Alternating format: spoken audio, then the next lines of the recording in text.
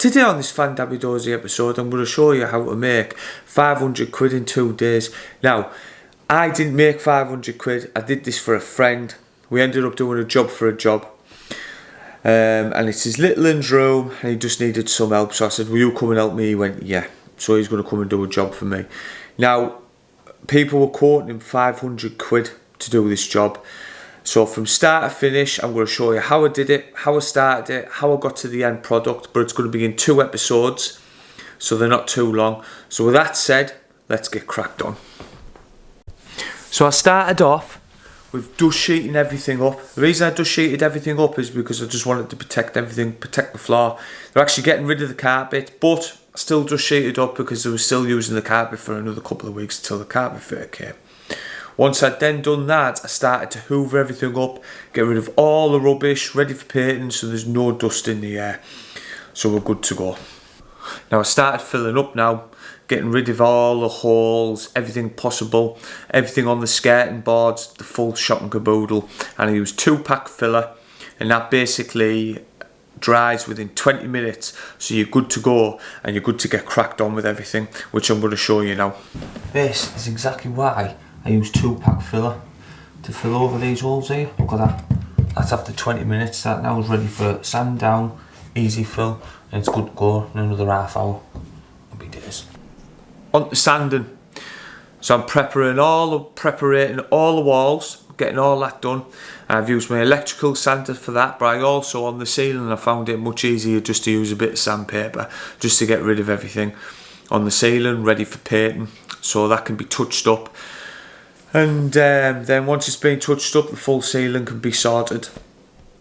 Now here, I'm starting to get ready to put the paper up. But before you put the paper up, you've got to mark your walls out. And the easiest way to do that is to cut a little slither and work all the way down your wall to find out where it ends and where it starts, and where it ends. And also you'll find out how many lengths you need. Obviously, I've measured everything already for my lengths. I know what my lengths are going to be. So now it's just basically getting that prepared and ready for obviously cutting everything down. Once you've cut everything down, then you're starting to get ready to paste everything.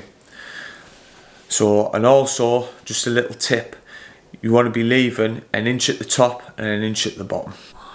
So, you've rolled everything out, all your paper out, you've started getting it ready, you've cut it all sorted.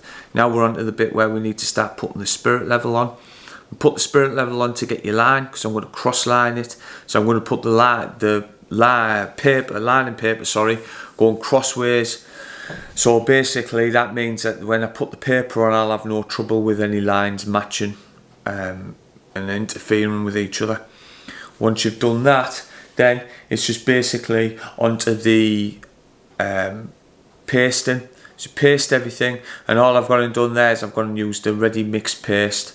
And yeah, that's ready for the paper to go on. So I've got my whiz there, and that's just basically what I'm going to be putting the paper on with.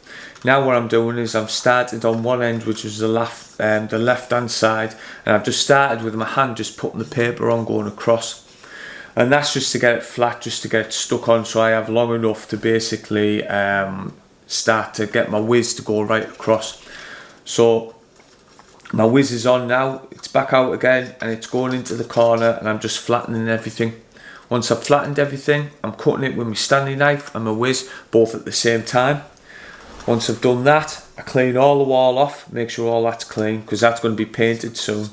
Now I'm just going across with my whiz, getting to the other side, and then basically I'm just going to cut the other side exactly the same as what I've just shown you a minute ago. And yeah, after that, we're ready to go. We're ready to get on with the rest of the wall.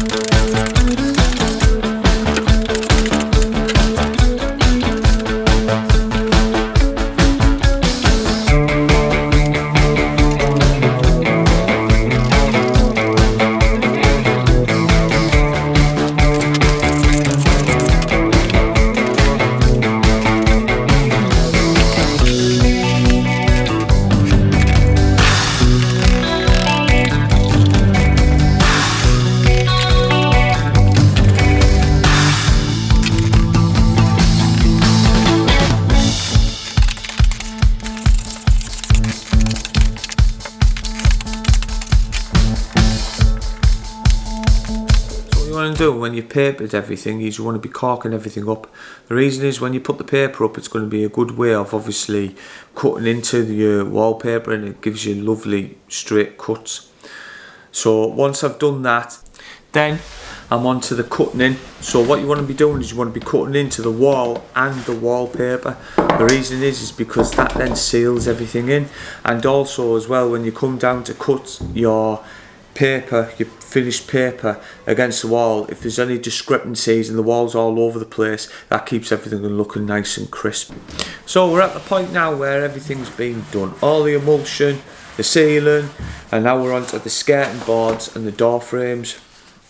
So obviously, as you know, I've papered everything as well.